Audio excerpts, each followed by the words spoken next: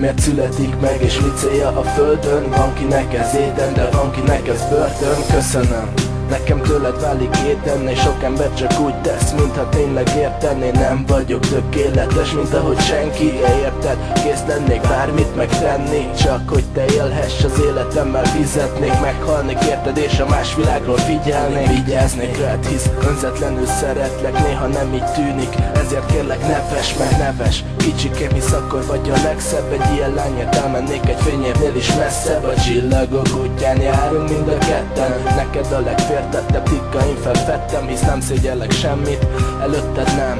Egyszerűen kicsi, te vagy mindenem. Te vagy mindenem.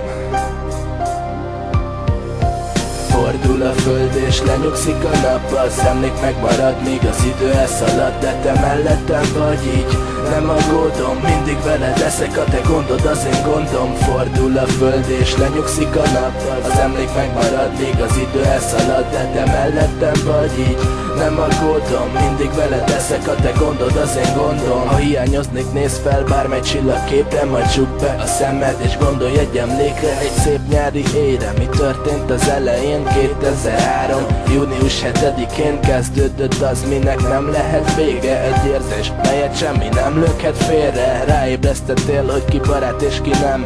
Úgy történt minden, mint egy szerelmes filmben. Minden érzés mélyebbé vált lassan. Nagyon sok jót adtam és rengeteg jót kaptam. Felfogtam, hogy nem elég, ha szeretlek önzőségem helyett. Most már inkább tisztellek, Istennek köszönöm, hogy vagy nekem, ha hozzám érsz. Begyógyul minden sebben, megnyugszik a lelkem. Egyetlen szavattól szeretlek kicsim, akkor is a harag szól. Fordul a föld és lenyugszik a nap, az emlék megmarad, míg az idő elszalad. De te mellettem vagy így, nem aggódom, mindig veled leszek, a te gondod az én gondom. Fordul a föld és lenyugszik a nap, az emlék